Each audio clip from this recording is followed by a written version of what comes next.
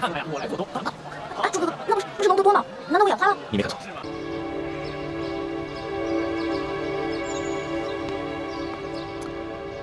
朱哥哥，咱们等了好几天了，也没见那个内奸露面。还不是你上次打草惊蛇了？你呀，总是不听我话。我们先回宫吧，估计不会来了。哎，我还不想回宫呢。那你想去哪儿？我想吃串冰糖葫芦。你呀，就是一只馋猫。走吧。嗯。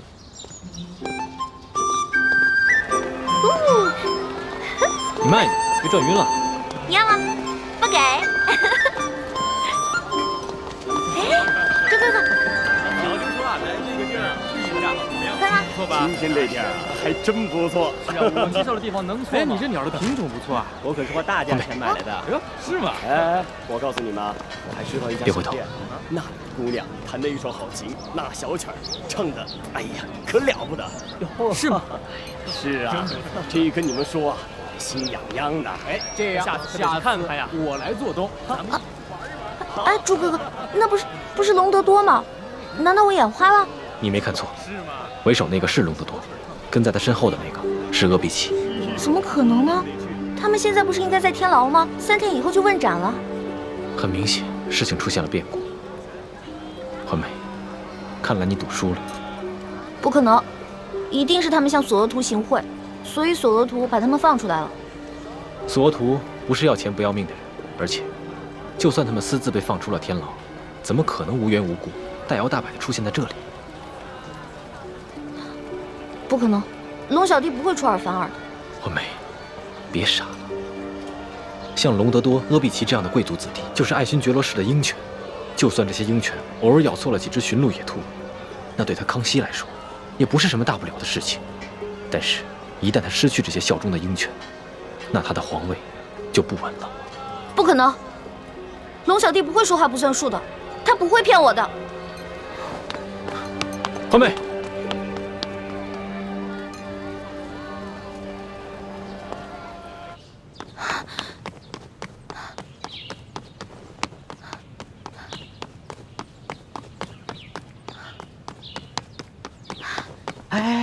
师叔姑娘，皇上吩咐过了，谁都不见。不行，我有重要的事情问皇上。哎，龙小弟，师叔姑娘，您轻一点，皇上睡着了，别惊扰了圣驾。哎，师叔姑娘，小声点儿。龙小弟，皇上根本不是睡着了，他是喝醉了。啊？皇上喝醉了？哎呦，老奴该死！老奴该死啊！到底是怎么回事啊？我也不知道啊。这皇上一早啊，就写了一道圣旨，交给了索额图索大人，然后就把我们都赶出去了，说是要一个人静一静。我知道了，这儿交给我吧，你去给皇上端一碗醒酒汤来。好好好。哎呦，这皇上要真伤了龙体，我这罪过可就大了。哎呀，龙小弟，龙小弟，醒醒！老大，你来了，陪朕喝2杯。别喝了，你这以前不酗酒的，现在怎么了？什么都别问了，陪朕喝2杯吧。不许再喝了！看着我，我问你，阿比奇、隆德多是不是你下旨放他们的？你是皇上啊，你怎么能出尔反尔呢？天子的话，金口玉言，一言九鼎的。是啊，朕是皇上，应该金口玉言，一言九鼎的。你太让我失望了。老大，朕对自己也很失望。朕以为朕亲政了，就可以乾纲独断了，没想到。而且我就不明白了，你是皇上啊，你想做什么就做什么，而且你要杀的都是那些死有余辜的贪官污吏，既不违反大清律例，又顺应民心啊！老大，当皇上哪有那么简单啊？朕现在心里好难受，让朕抱一抱好不好？让朕抱抱。说话不算数。我再也不想理你了。哎，老大，老大，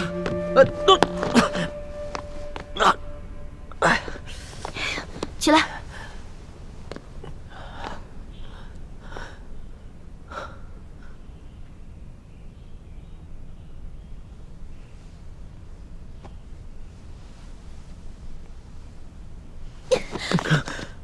你就是个大骗子，我再也不想理你了。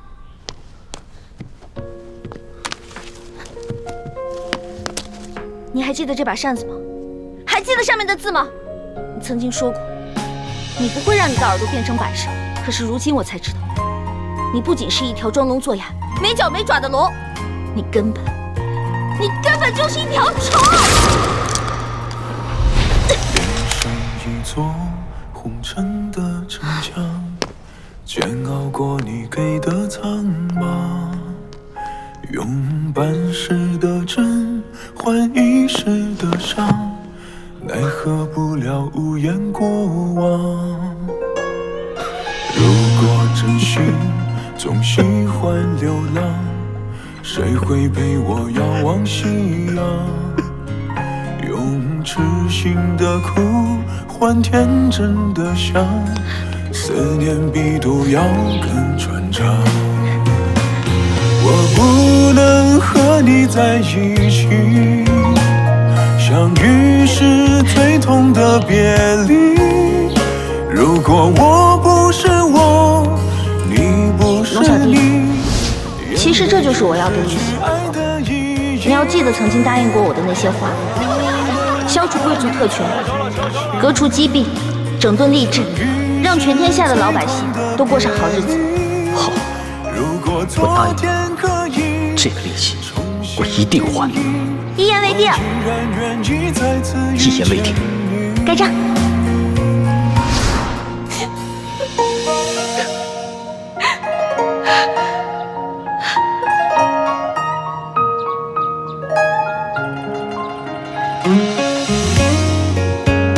龙小弟，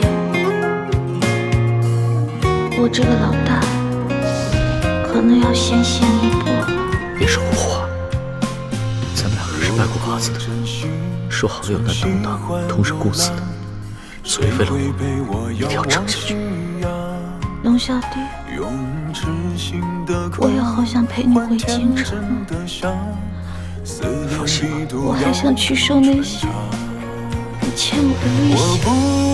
放心吧，人不死，账不来，一定要好好撑着。要是你不在，我来账了怎么办？你不会来账的，因为你是一个好王。我之前说过，你是天底下最不该爱的人。可是我现在收回这句话，你真的很好。谢谢你，谢谢你，老大，谢谢你，所以一定要撑住。相遇是最痛的别离，如果我不是我，你不是你，眼泪就失去爱的意义。我不能和你在一起，康熙的骗了我，康熙的骗了我。如果昨天可以重新定义，我依然愿意再次遇见你。如果昨天可以重新定义，我依然愿意再次遇见。朱哥哥，我输了。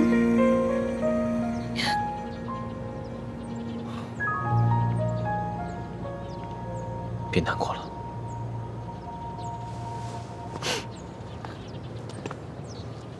环美，我早就说过了，康熙在微服私访的时候，考虑的或许真的只有百姓。可他一回到这紫禁城，回到金銮殿，考虑更多的是他的皇位。朱哥哥，我问你，如果有一天你当上了皇上，你会不会跟康熙一样，在你心里最重要的是黎民百姓，还是你的皇位？你要说实话，不许骗我。如果有一天我做了皇帝，康熙没能做到的，我都能做到。你说的是真的吗？我永远不会骗你。我跟康熙不一样，他从小生长在宫里，而我从小生长在民间。我对老百姓的感情和他对老百姓的感情是不一样的。我远比他了解民间的疾苦，朝廷的积弊。环梅，如果有一天我骗了你，就让我天打雷劈，不得好死。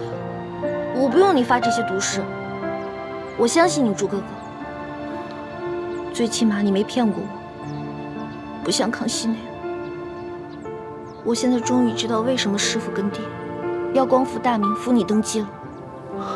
环梅，你终于想明白了。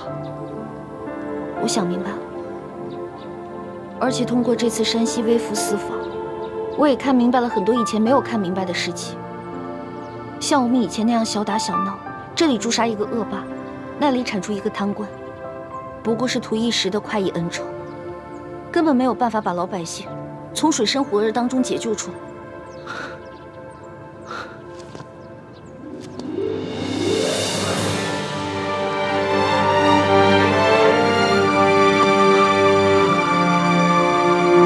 环梅，我永远不会辜负你对我的期许。我希望你也不要辜负我对你的感情。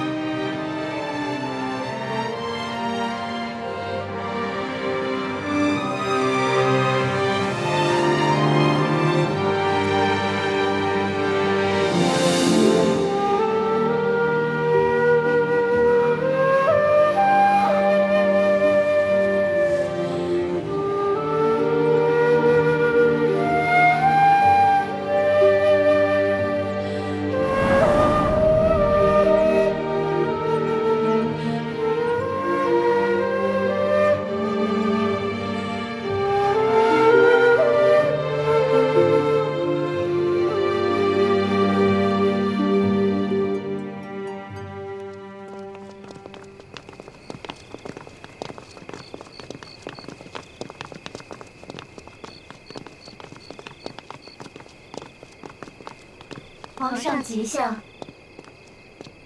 平身吧。是。叶欢呢？回皇上，诗诗姑娘已经安歇了。你们先退下吧。是。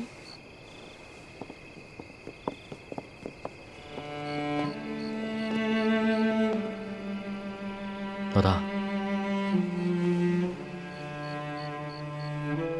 老大，老大，朕知道你还没有安心，朕想跟你说会儿话。老大，皇上，您还是先回去吧。诗书姑娘，她是小孩子脾气，您越是上赶着跟她解释，她就越是听不进去。您先放下几天，过几天自然就好了。只怕这次事情非比寻常，她跟朕不是一般的知己。皇上您放心，奴才跟李太医会好好劝劝她，相信她会明白的。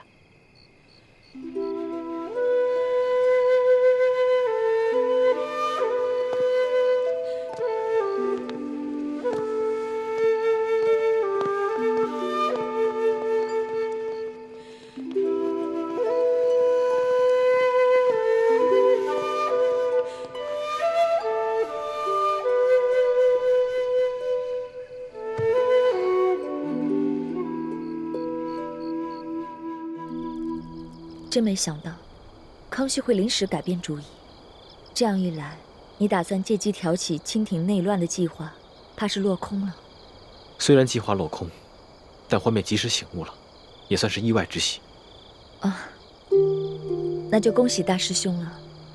这样一来，小师妹就能收回对康熙的心思。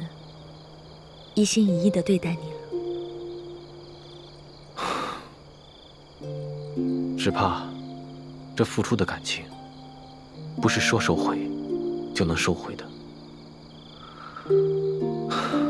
但愿吧。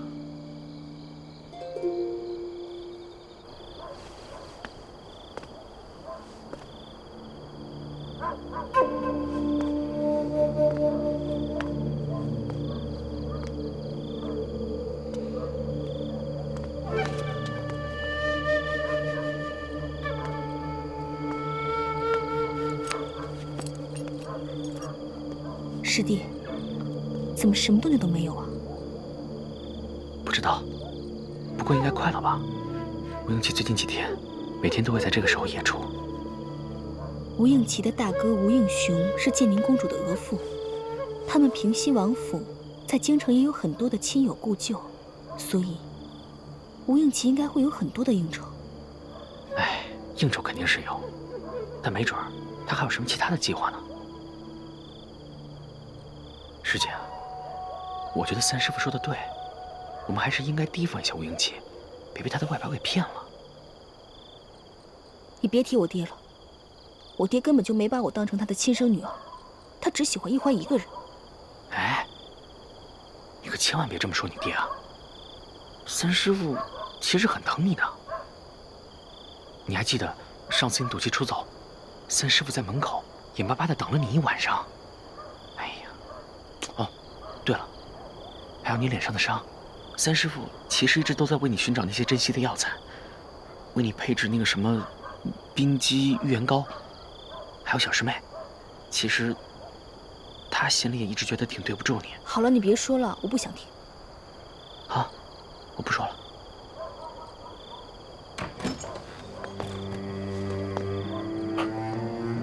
二公子，哎，师姐，吴应奇出来了。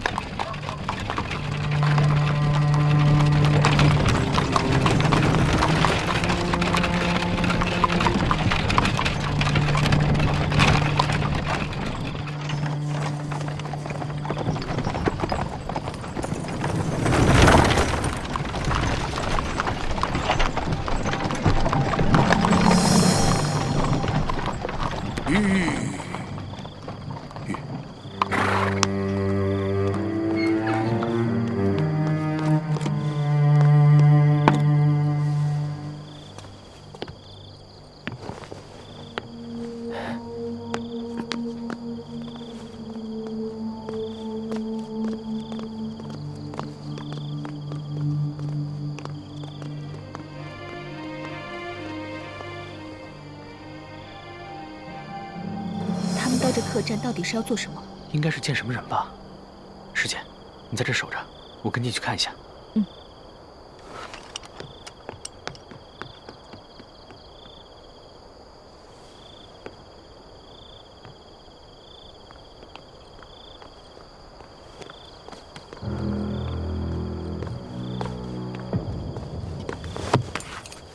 跳！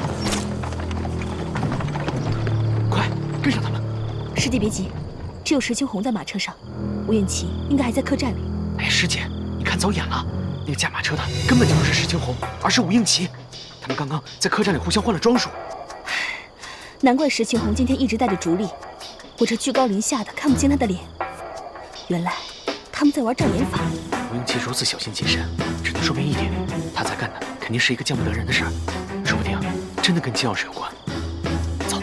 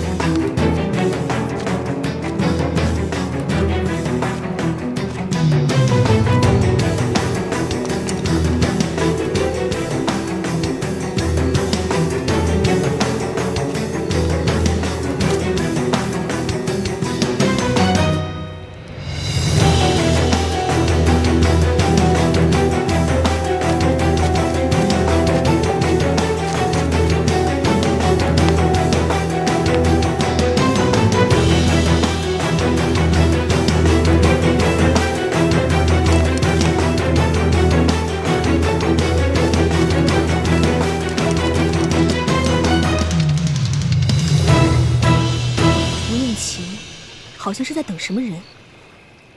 这么晚了，他肯定不是一个人来这里看风景的，必定是在等什么人。师弟，你看，湖中间有一艘大船。想不到。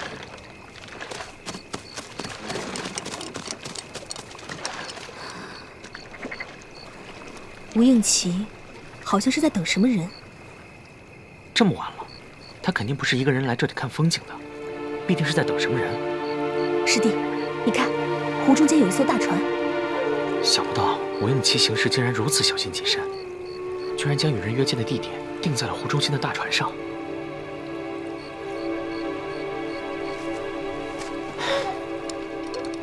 樊师姐，你该不会到现在还认为吴应奇只是一个胸无城府、只懂得琴棋书画的文弱书生吧？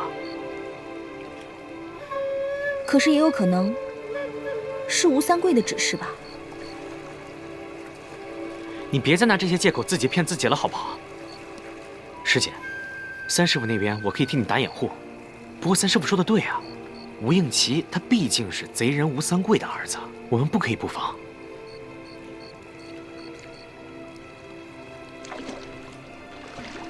师弟，那现在我们该怎么办啊？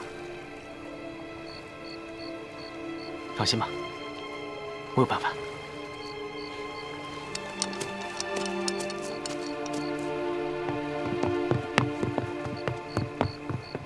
二公子，二公子，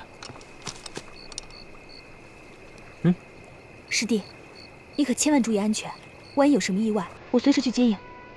好的。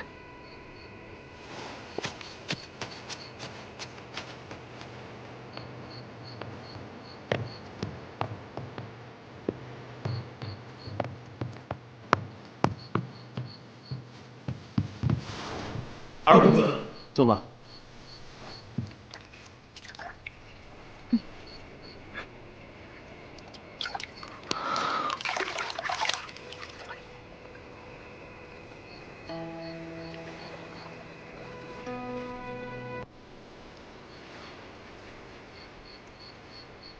既然人都到齐了，那我们就开始吧。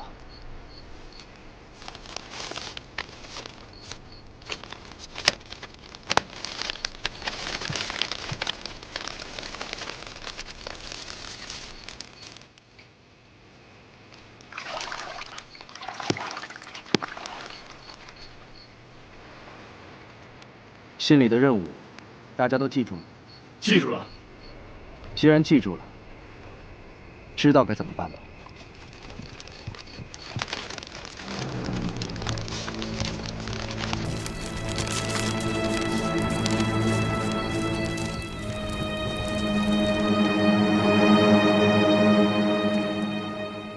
各位都是江湖上的英雄好汉，既然你们愿意效忠于我，那么就按我们之前说好的规矩来。你们若肯忠于我，我保你们荣华富贵；可若你们对我有二心，也休怪我翻脸无情。我等誓死追随二公子，永不背叛。好。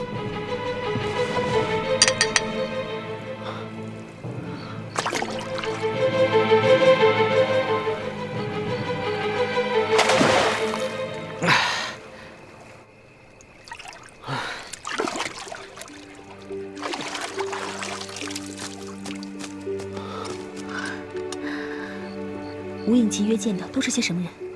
我看不到舱内的情形，不过舱里除了吴应奇，大概还有10几个人。听他们说话和呼吸声，个个武功高强，应该都是江湖中的好手。吴应奇有提到这些人的名字和身份吗？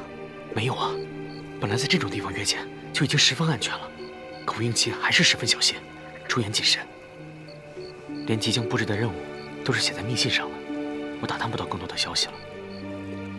师姐，现在你应该明白了。吴应奇其实很难对付，以前都是我们小看他了。也可能，吴应奇没你说的这么可怕。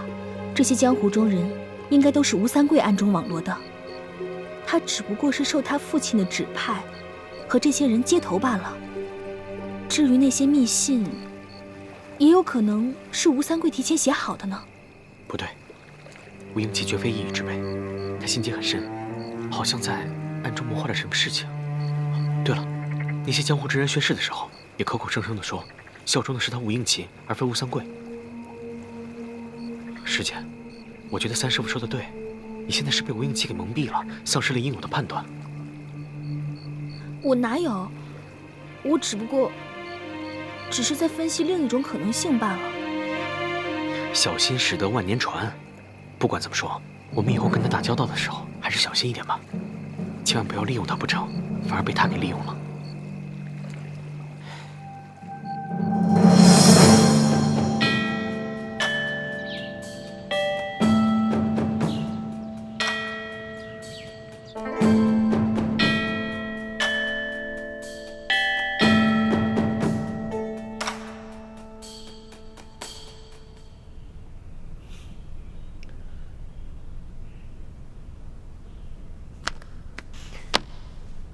老大，你就别再板着一张脸了，行吗？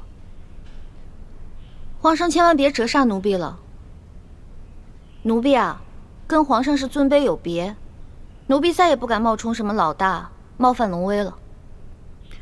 朕知道你心里还在生朕的气。没有，奴婢在皇上面前只是一只小蟑螂。哦不，奴婢就是一只小臭臭。只要您龙族一抬啊，就能把奴婢剁个稀巴烂。是吗？那你昨个还骂朕是个骗子，不仅是个骗子，还是天底下最大的骗子！你还撕了朕的檀香古扇。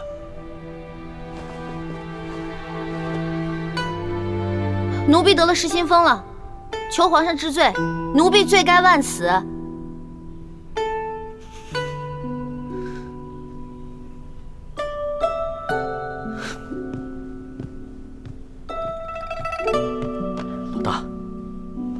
老大，你就别再和朕赌气了，好吗？你以为朕不想杀尽贪官，整顿吏治吗？朕想，朕做梦都想。可是朕这个皇帝也不是万能的。太皇太后说的对，这朝中的事情很复杂，没那么简单，不能操之过急，否则只怕打虎不成反被虎咬。朕只能徐徐图之，你要体谅朕的苦衷啊。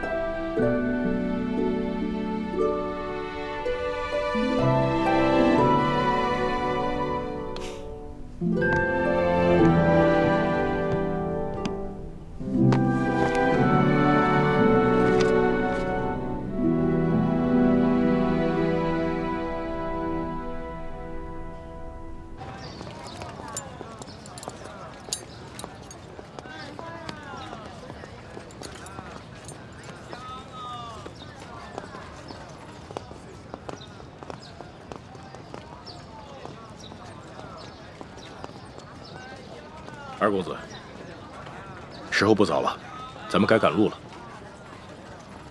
再等一会儿吧。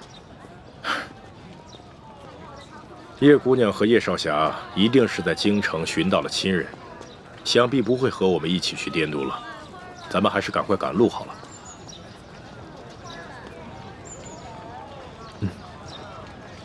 来，二公子请。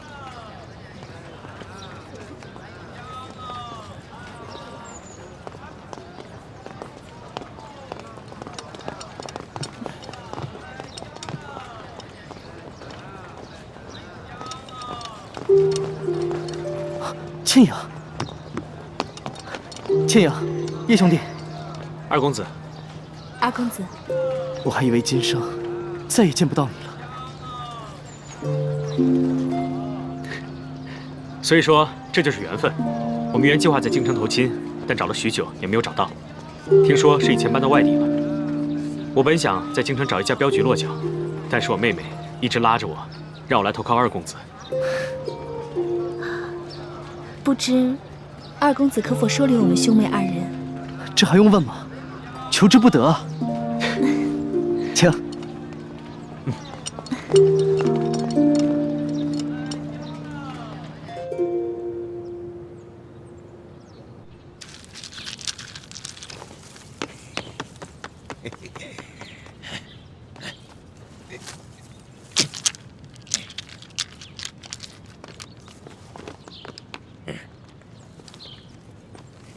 这一纵队向左，这一纵队向右，啊，开开始攻场！哈哈哈哈！老爸，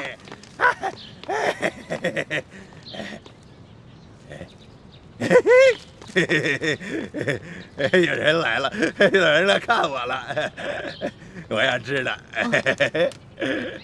老爸，我是易欢，我来看你了，给你糖吃。我要吃的啊！好吃，真好吃。玉欢，玉欢是谁啊？我要吃，好吃，我好吃。我的糖！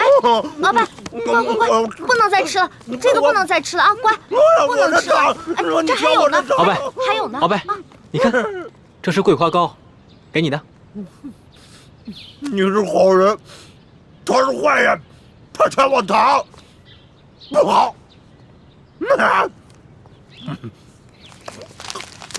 哎，好吃，好吃。猪哥哥，看来鳌拜是真的疯了。好吃。吃完了，我们要杀出去。鳌拜，我们先走了啊，把吃的放在这儿，你自己慢慢吃。你们下次来看我，再吃了。我还要。走吧。好吃，吃完了我们杀出去。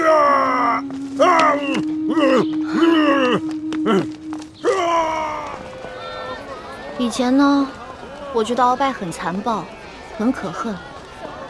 可是他疯了以后，今天又看到他这样，我真的觉得他很可怜。你觉得他可怜，说不定他自己觉得很快乐呢。他这一生，前半辈子替爱新觉罗一族打天下，后半辈子在朝堂上和其他3个顾命大臣斗得你死我活，未必有现在的日子过得自在。鳌拜这一疯，他手下的情报网络也都瘫痪了，潜伏在咱们明珠谷的奸细也不会再露面了。现在形势很复杂，樊师妹跟叶师弟跟着吴应奇去了云南，继续打探1号金钥匙的下落。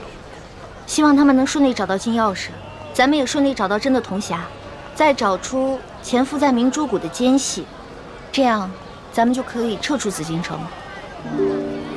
欢妹，你不是一直打算继续留在宫里吗？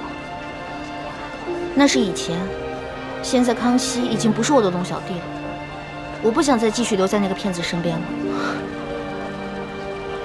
走吧。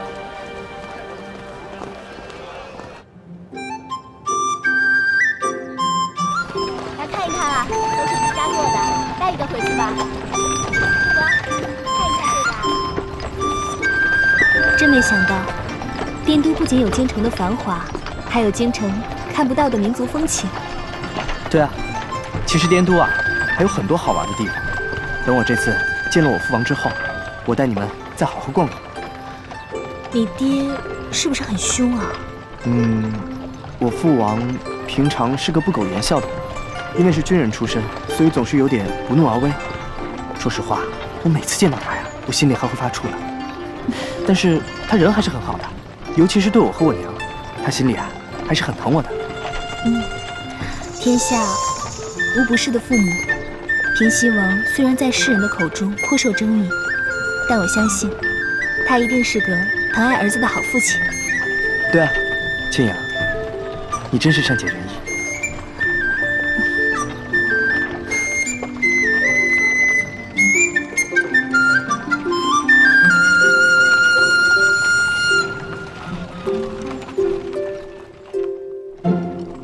二公子辛苦了。王爷有命，要二公子一回来，速去复命，不得耽搁。好，我这就去。叶兄，倩影，我娘和我喜欢清静，所以自行冠礼之后，我娘就随我搬出了王府。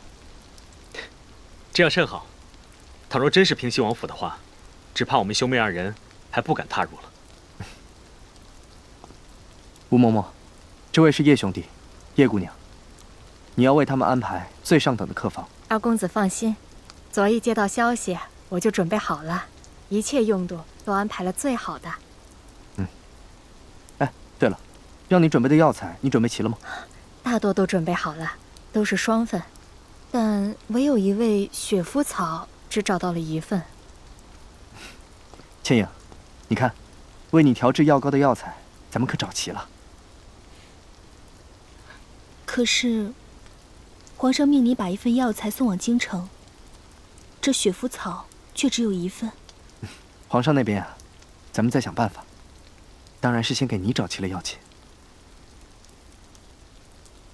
叶兄，倩影，我还有要事，就无暇陪你们先拜见我娘了。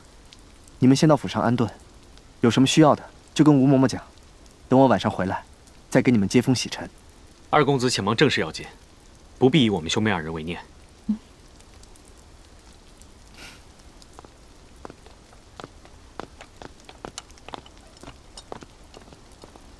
这二公子连衣服都来不及换，看来定是有要事。叶公子，叶姑娘，请。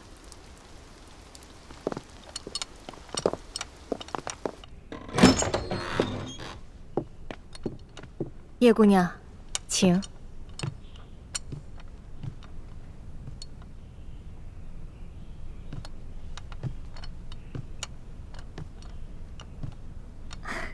叶姑娘，看看，还有什么短缺的？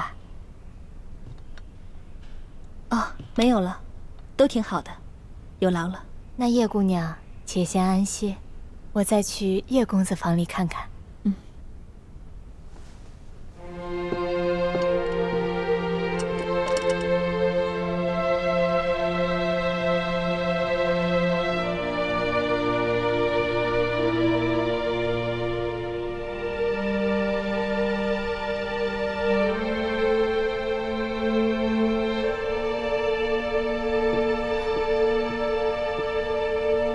奴婢望月奉主母之命来请叶姑娘一见。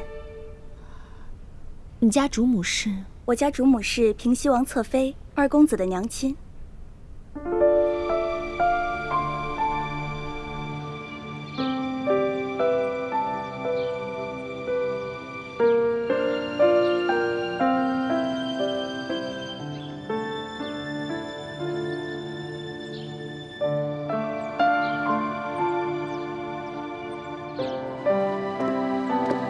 请。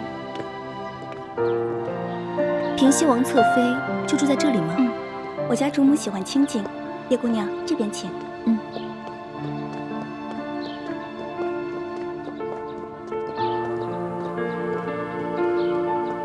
主子，叶姑娘来了。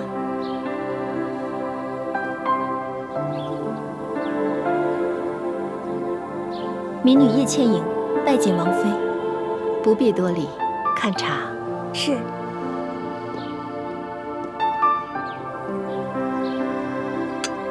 想不到二公子的娘亲如此年轻美貌，优雅端庄，也只有她这样的娘亲，才生得出二公子那样的儿子吧。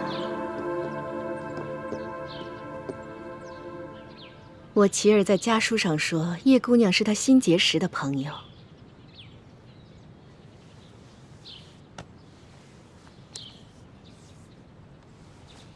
并且是她的红颜知己。琪儿这一路上遇到了很多惊险，多亏了叶姑娘屡次搭救，我心里好生感激。王妃言重了，二公子吉人自有天相，我不过是略施以援手罢了。叶姑娘，你虽说是江湖儿女，但是性子却温柔和善，落落大方。我一见你，心里就好生欢喜。叶姑娘，你还是第一次来滇都吧？你且安心的在我府上住下，等我琪儿忙完公务，让她带你四下好好逛一逛，好好的领略一下滇都风情。多谢王妃。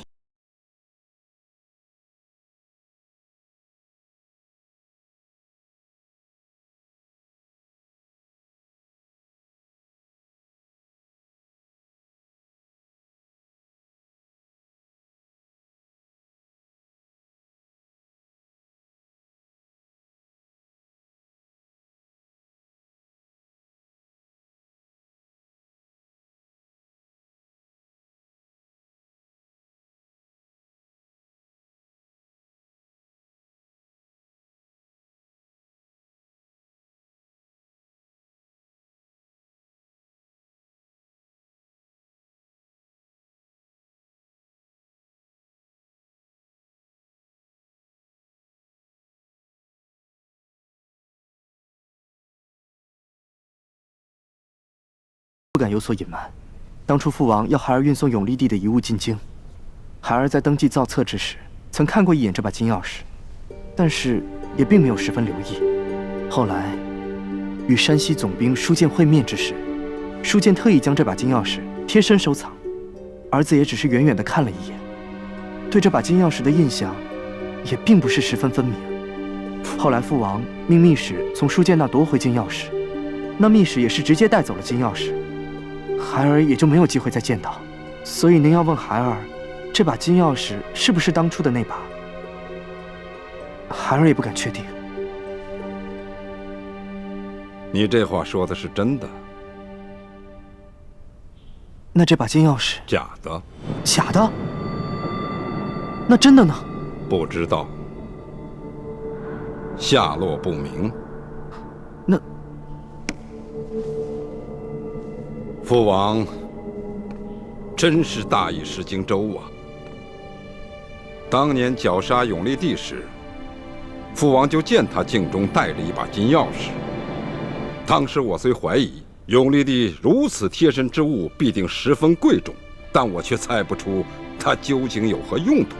所以，当朝廷要父王将永历帝遗物全部押送进京时，就没有将它扣下。父王，您是什么时候知道这把金钥匙的用途的？10多年前，父王绞杀永历帝以后，就已经成为朱明联盟必杀之而后快的第一人，所以父王就在朱明联盟里安插了内线。在你们押送永历帝遗物进京后，我才从内线那里得到了消息。当年崇祯皇帝意识到大明江山危机时，就将宫里的宝藏隐藏在一个秘密的地方，然后绘制了一张藏宝图，藏在了一个铜匣子里。除了藏宝图，这铜匣中还藏有各地朱明联盟成员的潜伏名单。所以这把金钥匙就是开启那个铜匣子的。不错，打开这个铜匣子的金钥匙一共有3把，3把必须同时打开，否则就会破坏机关，毁掉铜匣子里的藏宝图与名单。孩儿办事不力，没想到这把金钥匙有这么特别的重要性，孩儿竟然让它在眼皮子底下被人调了包。父王可以肯定，你出发时带走的金钥匙那是真的，所以一接到密报后，父王就立刻派人快马加鞭通知你换下金钥匙。没想到还是晚了一步，等我的人赶到时，金钥匙已经落到了舒建之手。没办法，我只好命人假扮劫匪杀了舒建，劫回金钥匙。可这把金钥匙已非是当初父王给你的那把了。孩儿办事不力，请父王降罪。琪儿，现在不是谈责任的时候，你要仔细想想，这一路上除了你和舒建之外，还有没有其他人也接触过这把金钥匙？琪儿，莫非你想起了什么？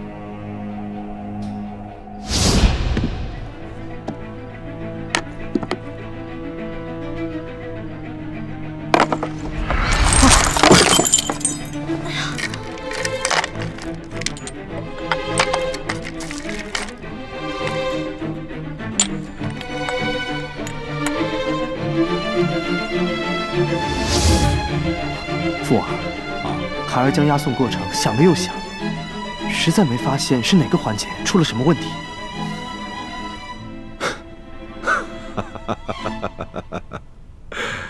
琪儿啊，你这次京城之行十分辛苦，父王啊，对你非常满意。我已命人将给你的赏赐送到你的府邸，你先回去好好休息。若是想起什么，再回来告诉父王。是，孩儿告退。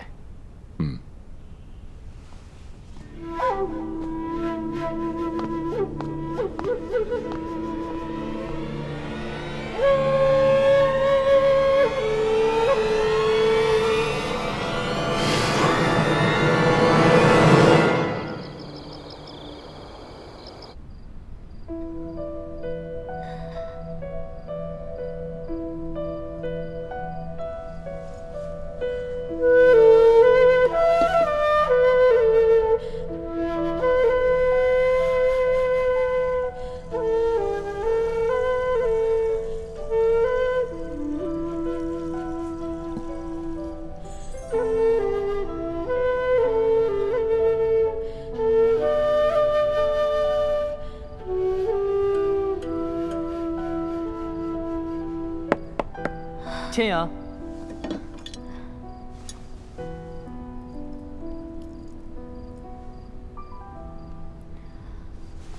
千阳，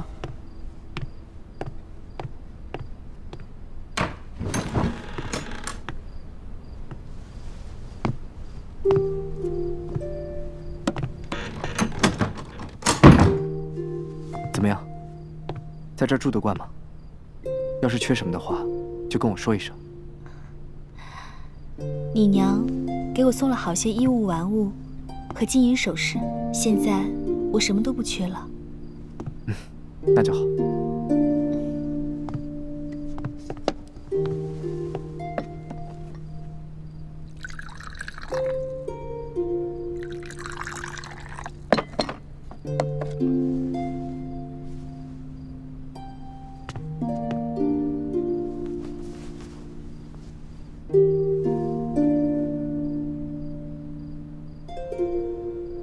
二公子，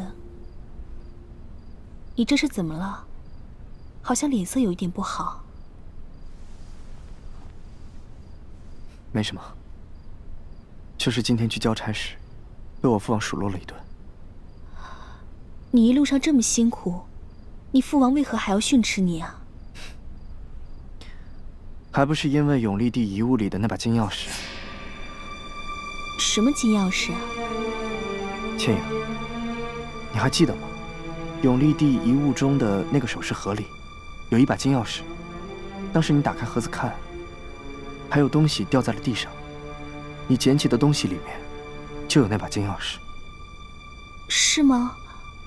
我不记得了，只记得那些东西掉在地上后，我就一股脑的都将它们捡回了盒子。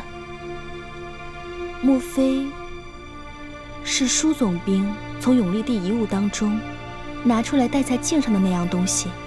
难不成就是那把金钥匙？不错。后来书剑遇刺，那把金钥匙也不知被什么人掳走了。我父王为此责怪我，说不好向朝廷交代。哦，这书剑遇刺一案，皇上已知道是山西巡抚刘德昭所为，那金钥匙应该就在刘德昭手上。如今皇帝已判他下狱，那这金钥匙就应该在皇帝手上。你父王不过是责备你几句罢了。我还是第一次外出办差，没想到办成这样，我心里很是自责。英奇，对不起，是我盗走了金钥匙，不过我盗走的也是一把假的，就算我告诉你实话，你只怕也不会相信。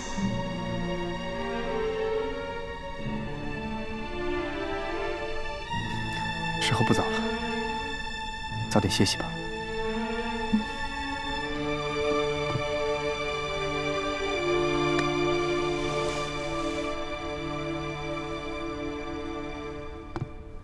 二公子，这是什么？这是为你调制好的冰肌雪肤膏。既是我承诺过你的事，就一定会为你做到。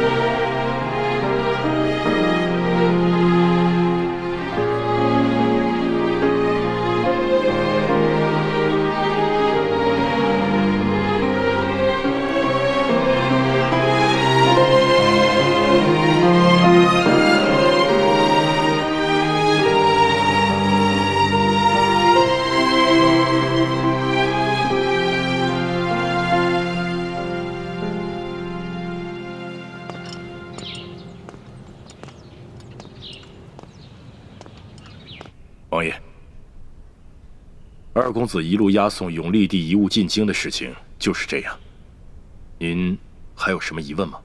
石青红，这一路上有没有察觉二公子有什么可疑之处？这倒没有。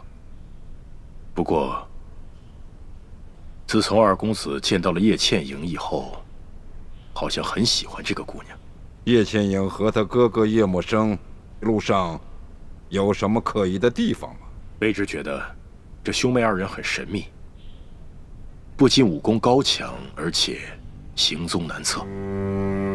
说具体点儿。永历帝的遗物在交给山西总兵舒建之前的那个晚上，本来是放在二公子房间里的。可是那天夜里，二公子曾邀请叶姑娘到他的房间里面挑灯下棋。那后来呢？后来，那叶氏兄妹跟我们说，他们要到京城去投亲，之后又来找二公子说亲人没有找到。卑职觉得，这也是疑点。你先下去吧，好好看着叶氏兄妹，一旦有动静，随时来报。卑职遵命。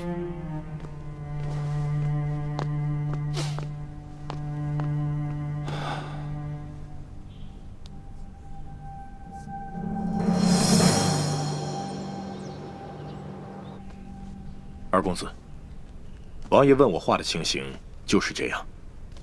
好，对我果然忠心。这是我父王赏我的，现在他们都是你的了。这太多了吧，卑职不敢收。怎么？我父王说的话你就听，我说的话你就不听了？卑职不敢。老实啊，自从我父王把你调到我身边，我就知道你是来干什么的。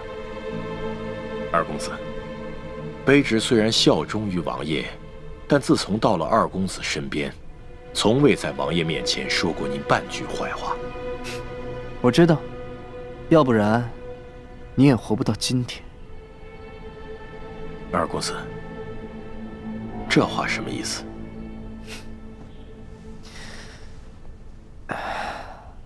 如果我没记错的话，你还有一个名字，叫傅恒波。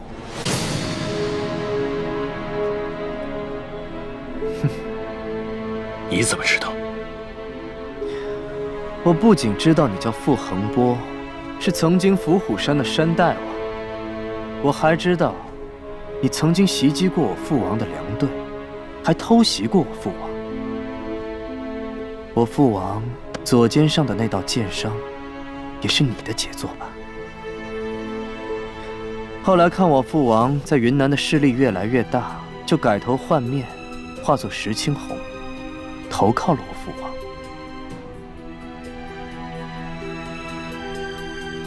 既然你什么都知道，为什么不揭发我？哼，那是因为你对我还不错。石青红，我就问你一句：我和我父王之间，你更愿意效忠于谁？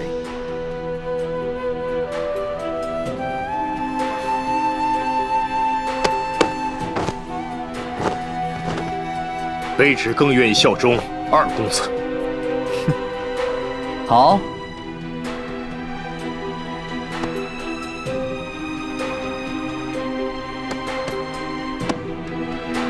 那么从今天开始，这个世界上没有傅恒波，只有石青红。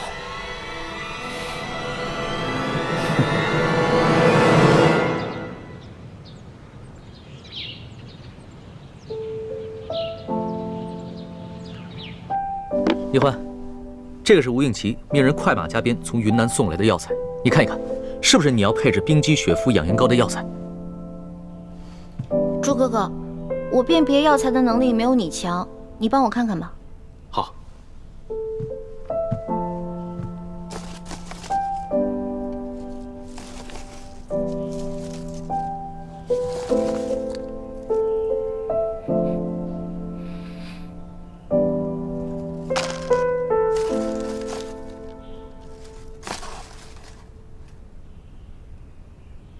回皇上，这的确是配制冰肌血肤养颜膏所需要的药材，但是独独少了一味最重要的血肤草。那怎么办啊？那冰肌血肤养颜膏是制不出来了吗？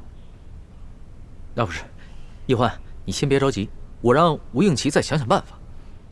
奴婢不敢有劳皇上，皇上说过，皇上不是万能的，很多事情也没有办法做到，所以还是等奴婢出宫以后自己慢慢找吧。易欢，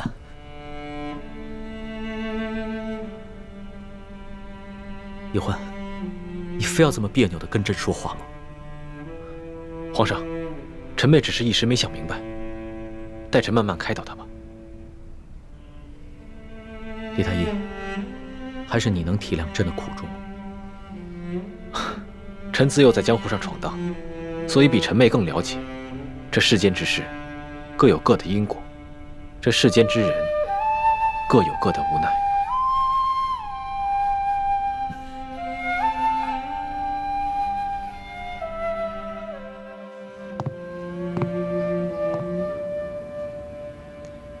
吴应奇既然已经开始盘问金钥匙的事情，显然是对我们起疑了。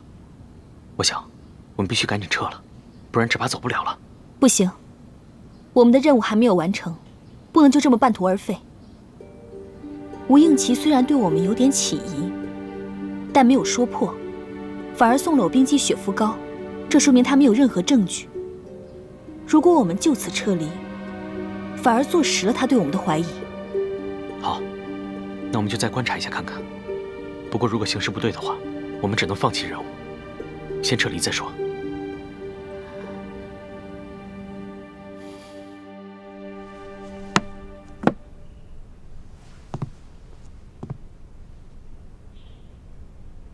李太医，朕有一项重要的任务，需要一个特殊的人才去完成。此人必须武功高强，有勇有谋，最重要的是，还要对朕绝对的忠诚。一旦事情败露，不能说出是朕的旨意。朕思来想去，觉得只有你最合适。你可愿替朕分忧？臣万死不辞。这个铜匣子乃前明的崇祯皇帝所留，里边不但有潜伏在全国各地前朝诸明联盟的名单，还有一份藏宝图。这个崇祯皇帝啊，生前昏聩无能，没想到临死之前还灵光乍现，留下了这么一个铜匣子和金钥匙的谜局，用来复国。所以朕必须得到这3把金钥匙，打开这个铜匣。皇上也想找到藏宝图，说来说去，皇上也贪财。朕是贪财，但是朕贪的财和你不一样。你贪财是为了你的乡亲，朕贪财是为了大清的子民，天下的百姓。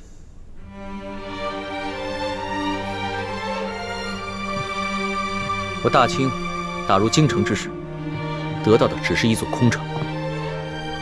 紫禁城里和国库的财宝都已经被崇祯皇帝提前转移了。眼下江山初定，天灾人祸不断，我大清国库空虚，朕有许多执政良策，都因为没钱而无法实施。可是鳌拜说过，这3把钥匙，一把在台湾郑经手上，还有一把在前明继王李定国的手上，最后一把在吴三桂手上。想要凑齐这3把钥匙，简直是难上加难。再难也得想办法。只要找到这3把金钥匙，将这些反党一网打尽，那朕就可以安心的处理朝政了。最重要的是，朕修路架桥，治理旱涝灾害，开办善堂，减负利民的钱就有了。现在说的那么好听，谁知道找到藏宝图以后，会拿这些钱真的实行善政，还是拿来跟自己的文武百官、皇亲国戚来奢靡享乐呢？你，皇上，臣定当倾尽全力协助皇上找齐3把金钥匙。这3把金钥匙要一把一把的找。眼下李定国行踪不定，郑经远在台湾，只有吴三桂那把最容易得到。皇上的意思是，要臣去一趟平西王府，偷金钥匙。朕是不能下旨要吴三桂交出金钥匙，那样的话，他会抵赖说这把金钥匙早在山西的时候就已经被刘德昭的手下给劫走了。所以朕得派人悄悄的去偷。